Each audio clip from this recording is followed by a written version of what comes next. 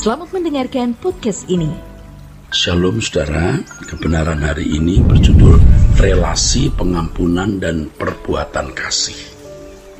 Dalam Lukas pasal 7 ayat 36-46 terdapat sebuah kisah yang menunjukkan relasi antara pengampunan dan perbuatan kasih.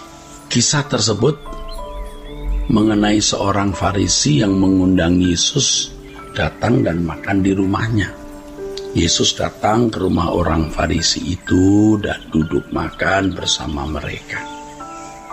Kemudian, saudara, ada seorang perempuan yang terkenal sebagai orang berdosa. Ungkapan orang berdosa di sini merupakan sebuah bentuk sebutan yang dihaluskan untuk merujuk pada wanita yang statusnya bisa dipastikan tunasusila. Dalam Lukas pasal 7 ayat 37 sampai 38 ditulis, ketika perempuan itu mendengar bahwa Yesus sedang makan di rumah orang Farisi itu, datanglah ia membawa sebuah puli-puli pualam berisi minyak wangi.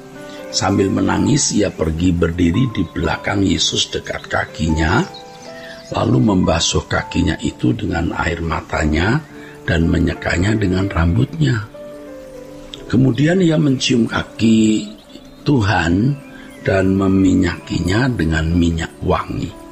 Minyak wangi ya, yang digunakan dalam kisah ini adalah minyak narwastu dan bukan dari Timur Tengah ya, melainkan datang dari India. Minyak ini dapat digolongkan sebagai barang mewah pada zamannya. Barang luxuries. Oh, ini barang lux, barang mewah. Ketika perempuan tersebut meminyaki kaki Tuhan Yesus dengan minyak mahal tersebut, sebenarnya perempuan tersebut mempertaruhkan harga diri, mempertaruhkan nama baik, dan mempertaruhkan uangnya. Itulah buah dari pertaruhannya minyak narwastu. Kisah tersebut kemudian berlanjut demikian, saudara. Ketika orang Farisi yang mengundang Yesus melihat hal itu, ia berkata dalam hatinya, jika ia ini nabi, tentu ia tahu siapakah dan orang apakah perempuan yang menjamah Yesus ini. Tentu Yesus tahu bahwa perempuan itu adalah seorang berdosa. Lalu Yesus berkata kepada Simon begini, Simon, ini Simon orang Farisi ya, bukan Simon murid Yesus, saudara. Ada yang hendak kukatakan kepadamu. Saud Simon kepada Yesus, katakanlah guru. Ada dua orang yang berhutang kepada seorang pelepas uang. Yang seorang berhutang 500 dinar, yang lain 50. Karena mereka tidak sanggup membayar hutang, maka ia, tuan itu, ya, pelepas uang itu, ya, menghapus hutang kedua orang tersebut. Siapakah di antara mereka yang akan terlebih mengasihi dia, mengasihi seorang yang melepaskan hutang itu? Jawab Simon, aku kira dia yang paling banyak dihapus hutangnya. Nah, kata Yesus kepadanya, betul pendapatmu itu. Dan sambil berpaling kepada perempuan itu, ia berkata kepada Simon, engkau lihat ya perempuan ini. Aku masuk ke rumahmu, namun engkau tidak memberikan aku air untuk membasuh kakiku. Tetapi perempuan ini membasuh kakiku dengan air mata dan menyekanya dengan rambutnya. Engkau tidak mencium aku, tetapi sejak aku masuk, perempuan itu tiada henti-hentinya mencium kakiku. Engkau tidak meminyaki kepalaku dengan minyak, tetapi perempuan ini meminyaki kakiku dengan minyak wangi.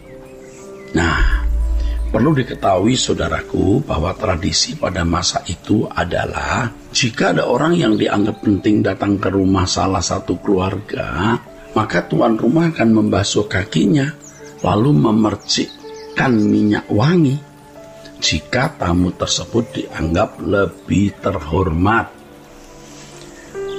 Ya. Nah, jadi biasanya tuan rumah membasuh kaki tamunya yang dianggap terhormat lalu memercikkan minyak wangi. Tuhan membandingkan perlakuan orang Farisi tersebut dengan wanita itu. Orang Farisi itu tidak menyediakan air untuk membasuh kaki Yesus, apalagi membasuh dengan tangannya sendiri. Sedangkan perempuan itu mencuci kaki Yesus dengan air mata dan menyekanya dengan rambutnya.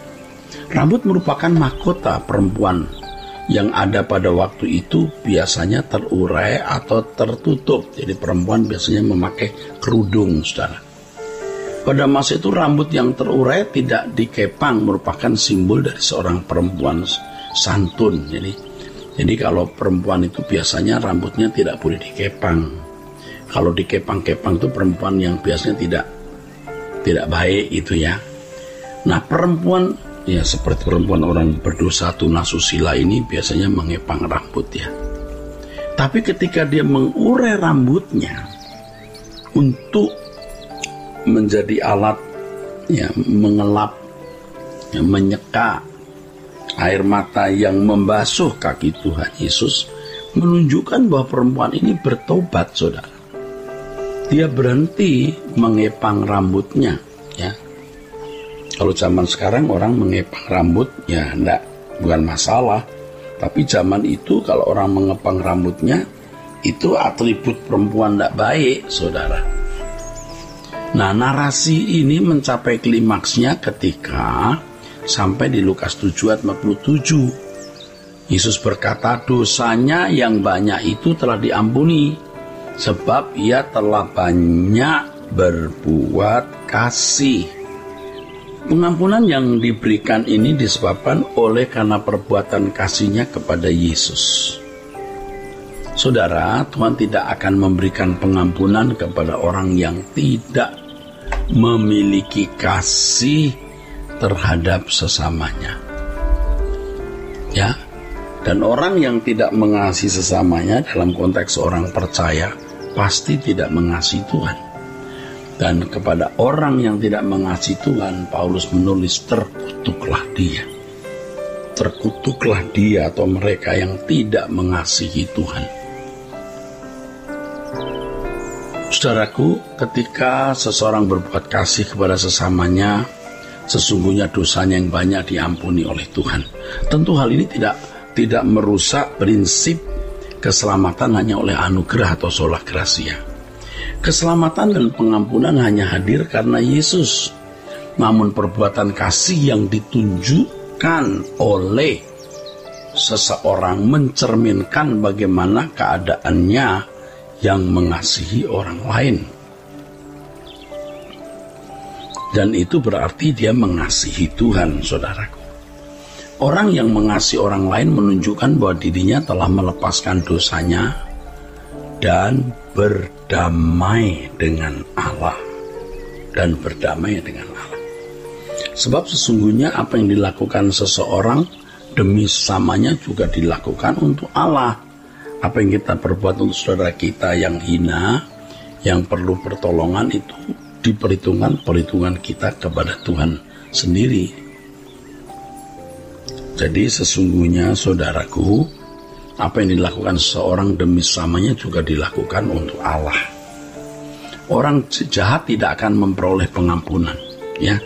Keselamatan memang bukan karena perbuatan baik, tetapi orang jahat yang diampuni dan tidak mau berubah ya dari kejahatannya, dia akan kehilangan kesempatan mengalami keselamatan. Sejahat apapun seseorang akan diampuni, tetapi setelah diampuni harus bertobat dan tidak berbuat jahat lagi. Kiranya kebenaran ini, saudaraku sekalian, memberkati kita semua. Sola Gratia.